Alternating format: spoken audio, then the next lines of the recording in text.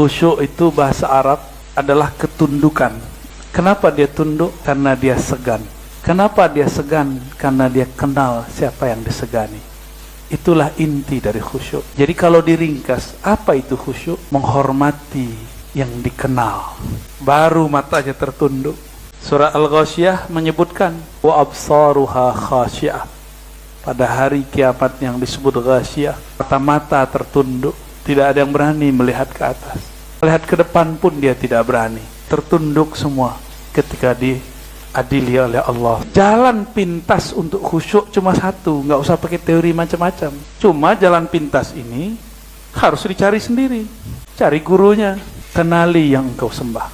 Sembah itu bahasa Melayu, Pak. Artinya mengekspresikan rasa hormat, menunjukkan kerendahan diri, lalu menyanjungkan pujian kepada yang maha terpuji. Allah itu kalau sudah senang sama hambanya, Allah kasih pengumuman, aku jatuh cinta kepada orang ini. Maka wahai Jibril, cintailah dia. Jibril turun ke langit ke-7 dan membuat pengumuman, buat status. Jadi Jibril ini punya sosial media langit, alam Jabarut dan Malakut. Maka kata Jibril, wahai penduduk langit, ketahuilah sang pemilik langit dan bumi mencintai si fulan. Maka semua penduduk langit menyertakan nama orang ini dalam doanya. Nama yang mana itu? Nama KTP? Nggak laku di sono. Maka istilah dia di sana terhadap nama-nama di bumi tidak sama dengan istilah kita. Ada nama walayah namanya. Nama walayah itu pasangannya adalah Al-Asmaul Husna.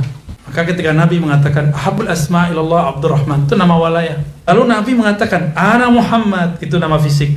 Ana Ahmad, itu nama ruh.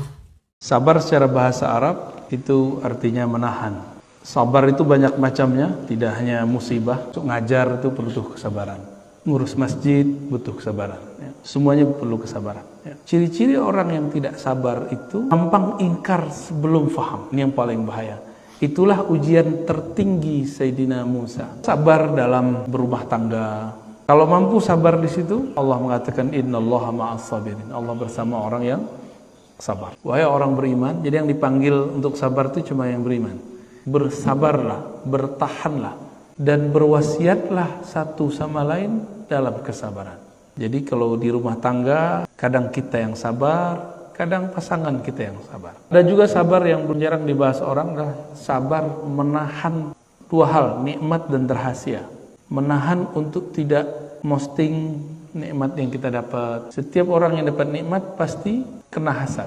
Jadi kita ini kurang ajar kepada Allah, kurang adab kepadanya, karena kita tidak kenal siapa dia. Jadi kapan kita akan menghargainya? Kapan kita betul-betul khusyuk menyembahnya? Jika kita tahu tiada satu butir di alam semesta kecuali di situ ada percikan dari wujud-wujudnya, percikan dari kalamnya kun, atau hembusan dari zatnya yang maha suci. Inilah cara khusyuk. Paling ringkas, tapi cari gurunya sendiri. Gimana cara untuk merasakan ini? Nggak mungkin instan, barang instan, pulangnya instan, perginya instan. Tuh lihat saya, ilmu saya banyak. Nah, orang begini sudah menuhankan dirinya. Mau dia gelarnya mursyid, mau gelarnya doktor, LC, MA, kiai 1000 kali, itu tetap di dalamnya iblis. Orang yang memuji-muji dirinya sendiri, itu iblis, Pak. Nauzubillah min dzalik. Kecuali dia memulangkan pujian itu kepada Allah Subhanahu wa ta'ala. Yang berhak dipuji siapa? Allah. Maka orang yang memuji dan memusuhi kita itu gerakan dari Allah. Marah gak? Allah menggerakkan. Maka jangan terlalu senang dipuji orang, jangan sedih juga kalau dicaci maki orang, karena itu semuanya gerakan dari Allah. Wa ma tasyauna illa ayyasha Allah. Tidaklah engkau berkehendak kecuali kehendakmu tunduk kepada kehendak Allah Subhanahu wa ta'ala. Ciri-ciri doa kita langsung diijabah Allah. Kapanpun saatnya, atlaqa, Allah mengitlakkan. Apa arti itlak? Melancarkan lisanmu sehingga tidak ada beban dalam melafazkannya, maka ketahuilah saat itu Allah sudah langsung menjawab. Saya mau tanya lagi, Pak, adakah di dunia gerakan yang bukan digerakkan Allah? Kalau ada, berarti ada Tuhan selain Allah. Dia yang gerakin kita doa itu siapa sih? Allah. Kita usaha, mentok, pusing, tahu-tahu kita ada aja jalannya. Yang membuka jalan itu siapa? Kita atau Allah? Bukan koneksi saya Ustadz. Kita sudah menuhankan diri sendiri. Hati-hati. Apakah engkau melihat orang yang menjadikan Tuhan dia, pujaan-pujaan dia, yang dia puja-puji itu dirinya sendiri. Jika orang alim dia merasa dirinya pinter, tuh lihat saya. Kitab adab para murid. Berarti itu kita, karena kita para murid. Minal fuqara'is sadiqin. Oh, kena ada kita. Orang-orang yang disebut fuqara, yang zuhud, sadiq, lahir batinnya sama. Antum waktu sujud tadi batinnya sujud nggak? Berarti belum sadiqin. Yang bersuluk menempuh jalan thariqah sufi. Yang mereka bening terbebas suci dari hawa-hawa kecenderungan yang menyesatkan. Yang mereka menahan diri dari akhlak yang tercela. Kalau mereka istiqomah di situ, pertama apa? Murid, fuqara, shadiq, mau bersuluk, mau membersihkan akhlak. Jadi takhalli kalau dulu ya. Lalu dia bertahalli, membersihkan dirinya, lalu mengambil akhlak yang bagus. Siap-siap, udkhilu, mereka akan diundang, dimasukkan.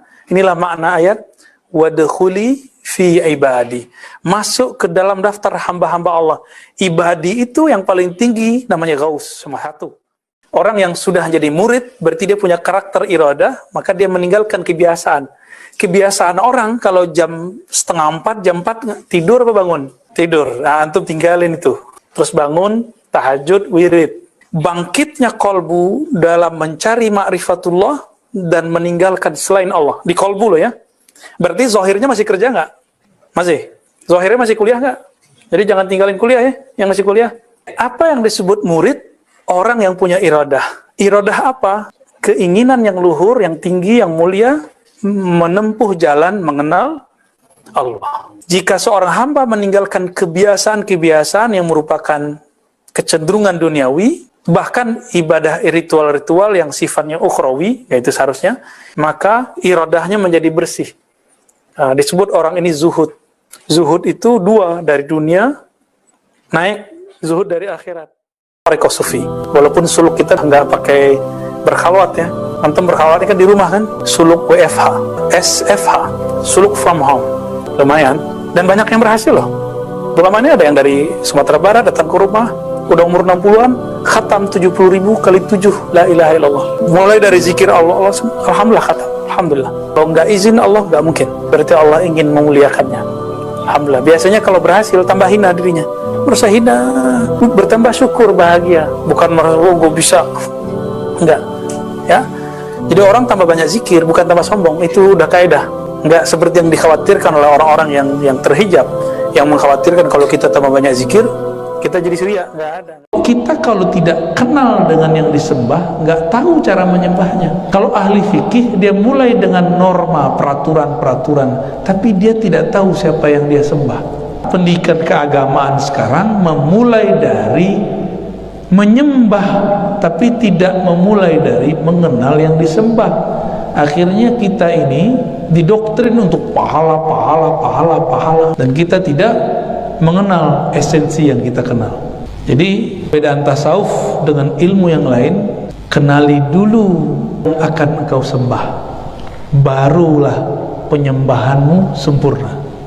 Bapak ibu ini bisa jadi sholatnya bukan karena kesadaran, tapi karena ingin dapat pahala. Berarti nyembah Allah belum tulus, nyembah Allahnya masih bersyarat. Ini belum bertasawuf. Oleh karena itu bertasawuf itu sebenarnya adalah puncak ibadah, puncak tauhid. Jadi ciri-ciri salik itu dia mendengarkan kalam Allah dari Quran, kalam Rasulullah dari Sunnah, lalu beramal. Maka kata Imam Junaid, ilmu kita dia erat dengan kitab dan Sunnah. Jadi tidak benar Sufi itu beramal dengan mimpi, nggak ada. Kita nggak beramal dengan mimpi, kita amalnya pakai Quran dan Sunnah. Mimpi, ilham itu cuma penguat Al-Quran dan Sunnah. Quran dan Sunnah sebenarnya nggak perlu dikuatkan.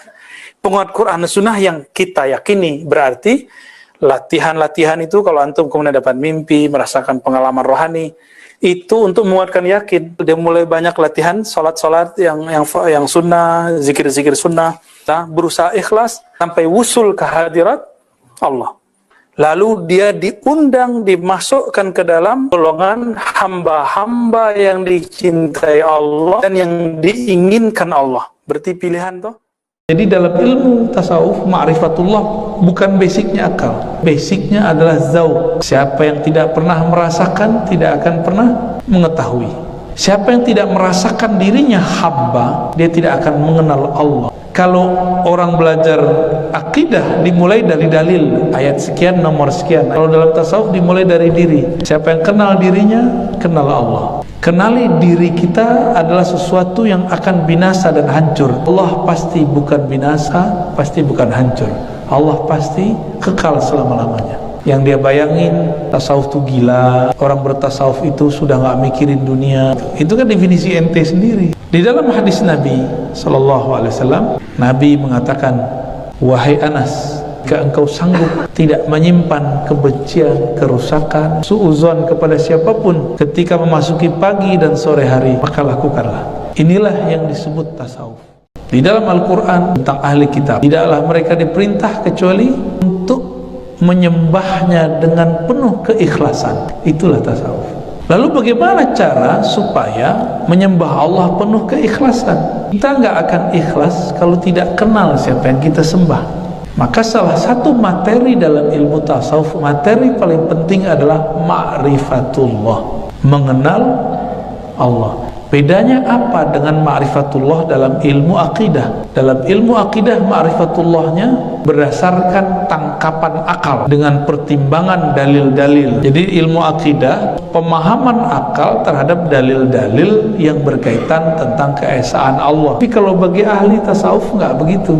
Ma'rifatullah itu dibagi-bagi, yaitu pengenalanmu kepada Allah tidak hanya secara akal tapi secara rohani, dimulai dari namanya, perbuatannya, sifatnya, akan sampai kepada zatnya.